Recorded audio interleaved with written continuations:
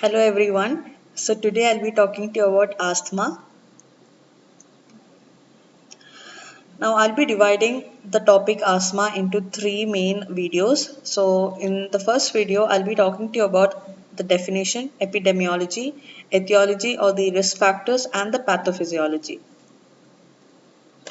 Definition: asthma is a chronic syndrome of increased inflammation of the lower airways and hyperresponsiveness to a wide range of triggers. It is characterized by varying degrees of obstruction to airflow and symptoms of wheezing and dyspnea, which may reverse spontaneously or with treatment.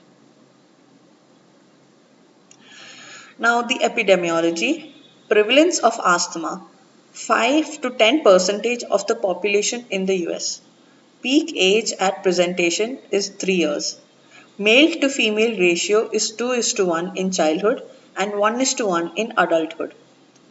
Some cases of childhood asthma may resolve in adolescence or adulthood. Progression to more severe disease and death is uncommon. Etiology: asthma is caused by a combination of genetic and environmental factors. Asthma risk factors: certain factors that predispose to the development of asthma.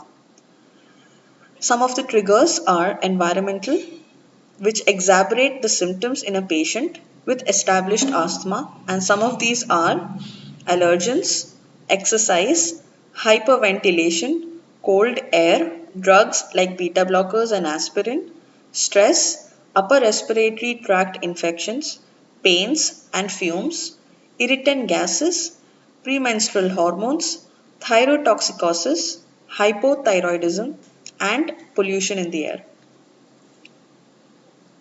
Non-atopic or intrinsic type of asthma. It comprises about 10% of asthma cases. Allergen skin testing is negative and serum IgE is normal. Commonly presents in adults. Symptoms are more severe and persistent. Patients are sensitive to aspirin. This is a table which you can always come back and view before your exams.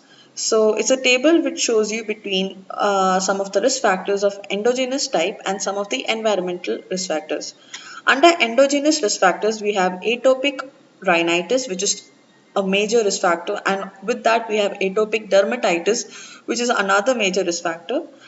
Airway hyperresponsiveness, genetic predisposition, early childhood infections, obesity, especially in women, lower maternal age, short duration of breastfeeding, prematurity, and low birth weight of the baby.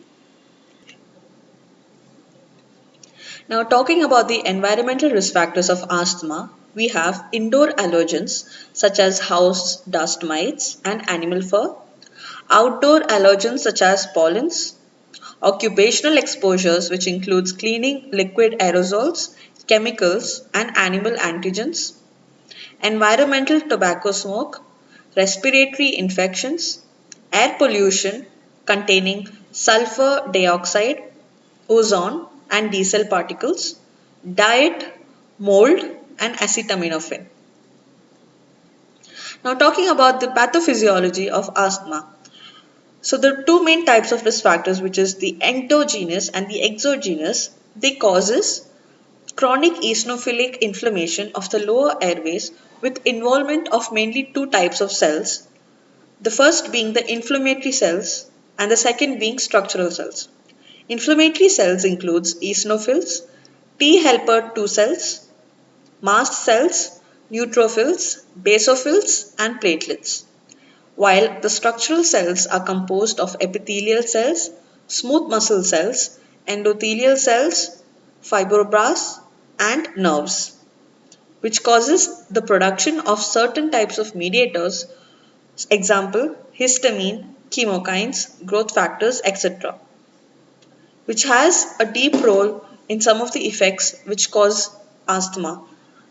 For example, bronchospasm, plasma exudation.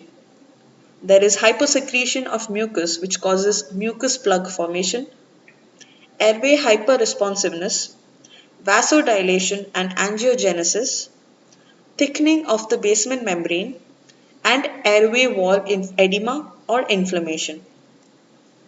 Thank you very much, and I'll see you in my next video.